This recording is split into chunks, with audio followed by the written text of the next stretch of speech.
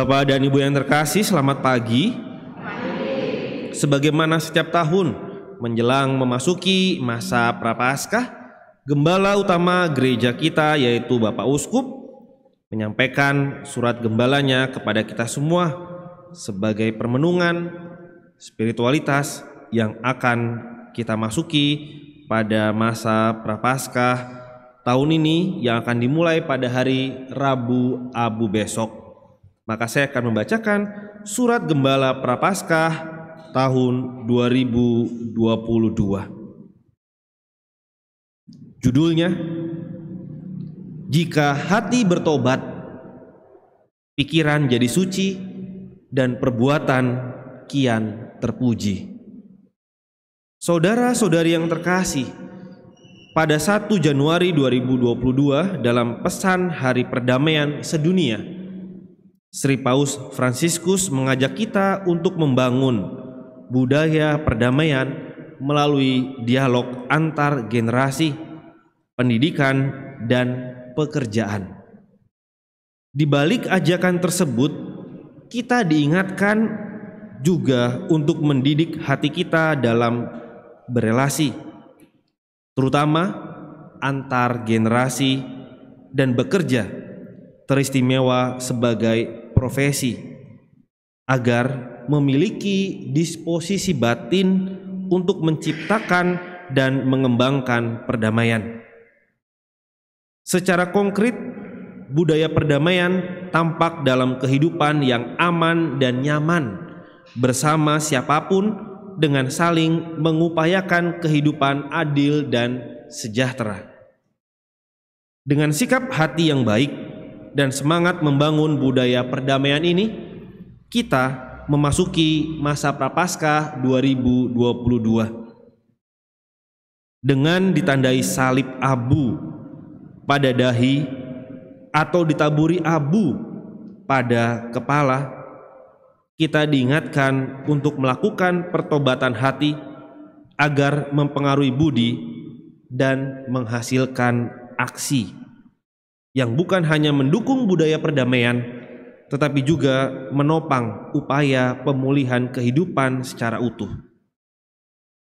Hal ini seiring dengan tema aksi puasa pembangunan 2022, yaitu memulihkan kehidupan, dengan ajakan bumi sehat, manusia sejahtera. Dalam Injil hari ini yang tadi kita dengarkan, Lukas 6 39-45, salah satu pesan Yesus adalah bagaimana kita mengembangkan hati sedemikian rupa hingga menghasilkan aksi yang baik. Segala sesuatu berasal dari hati. Kalau hati baik, mulut pun baik. Kalau hati jahat, mulut pun jahat. Maka kalau seseorang mengatakan sesuatu yang menajiskan sesama, yang harus diperhatikan adalah hatinya. Kalau orang bermulut kotor, yang perlu disikat itu bukan giginya, yang harus dikumur bukan mulutnya, tetapi hatinya. Yang menentukan isi budi serta aksi tangan dan kaki adalah hati. Pertobatan adalah membersihkan hati sehingga apa yang muncul pada pikiran adalah sesuatu yang kudus. Apa yang keluar dari mulut adalah sesuatu yang suci, dan apa yang dilakukan oleh tangan dan kaki adalah sesuatu yang terpuji. Saudara-saudara yang terkasih, kita berharap bahwa pandemi yang sudah berlangsung 2 tahun ini segera berlalu, seiring dengan berbagai usaha baik pencegahan melalui program vaksinasi maupun pemulihan melalui program bantuan sosial. Sementara kita berusaha mengakhiri pandemi, dampak negatif tampak makin meluas ke berbagai bidang kehidupan, yaitu kesehatan, sosial, ekonomi, pendidikan, dan lingkungan. Pemulihannya membutuhkan upaya terpadu dan menyeluruh. Bukan hanya aksinya saja yang terpadu, tetapi juga hatinya bersatu. Untuk itulah Sri Paus Fransiskus mengingatkan kita untuk mengatasi pandemi dan memulihkannya dalam kebersamaan dengan semua orang. Benar, tragedi yang melanda seluruh dunia seperti pandemi COVID-19 seketika menumbuhkan kembali perasaan bahwa kita ini merupakan komunitas global. Semua berada dalam perahu yang sama, di mana persoalan satu orang menjadi persoalan semua. Sekali lagi, kita menyadari bahwa tidak ada seorang pun yang selamat sendirian. Kita hanya diselamatkan bersama. Kita adalah bagian dari satu sama lain, bahwa kita semua saudara dan saudari satu sama lain.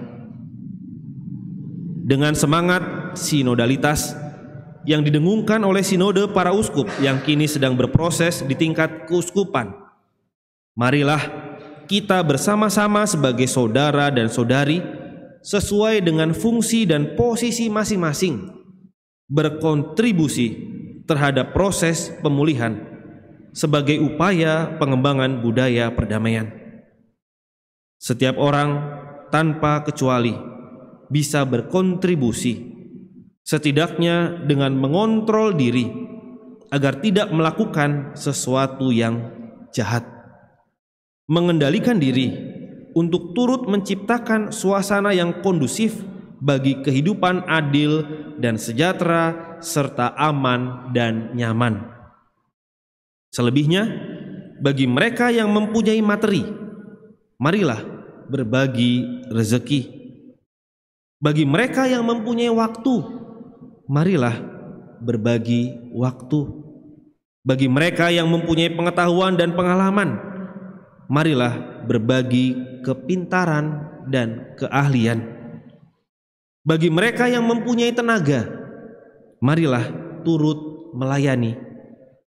Bagi mereka yang mempunyai segalanya, marilah bermurah hati seikhlasnya. Bagi mereka yang merasa tidak memiliki apa-apa untuk dibagikan, marilah turut mendukung apa yang baik yang dilakukan sesama dan mendoakan mereka yang terlibat langsung dalam proses pemulihan. Saudara-saudari yang terkasih, di tengah situasi pandemi yang tampak memburuk, marilah kita tetap berpaling dan berharap pada Yesus. Kisah penyembuhan anak Yairus kiranya memberi harapan kepada kita. Yairus berpaling dan berharap pada Yesus. Sekalipun Yairus sudah bersama Yesus, tetapi situasi memburuk. Anaknya yang sakit gawat malah mati. Yesus mengingatkan Yairus untuk terus percaya dan berharap. Jangan takut, percaya saja. Kepercayaan dan harapan itu pun berbuah. Sekalipun lingkungannya tampak putus asa, anaknya bukan hanya dibangkitkan dari mati, tetapi juga disembuhkan dari penyakitnya. Bersama umat dan masyarakat, marilah kita meningkatkan kebersamaan hati dan budi agar dapat mengembangkan aksi yang penuh simpati, bukan hanya untuk pencegahan pandemi, tetapi juga pemulihannya sebagai bagian dari pengembangan budaya perdamaian. Kebersamaan ini hanya mungkin dibangun oleh mereka yang berhati baik. Masa Prapaskah adalah saat yang tepat untuk mengadakan pertobatan hati agar kita memiliki hati kudus, hingga kita tidak hanya memikirkan apa yang dipikirkan manusia, tetapi apa yang dikehendaki Allah. Dengan doa dan tapa, kita menyucikan hati agar memikirkan dan mengatakan sesuatu yang membawa berkat. Dengan pantang dan puasa, kita mengontrol diri agar pikiran tetap suci dan mulut tetap bersih. Dengan amal dan kasih, kita menunjukkan buah dari hati yang kudus dan pikiran yang suci, hingga terciptalah kehidupan yang damai dan sejahtera. Selamat memasuki masa Prapaskah. Tuhan memberkati. Bandung, 22 Februari 2022. Pada pesta Tata Santo Petrus, Monsinyur Antonius Subianto Bunyamin OSC, Uskup Bandung. Mari kita hening sejenak. Kemuliaan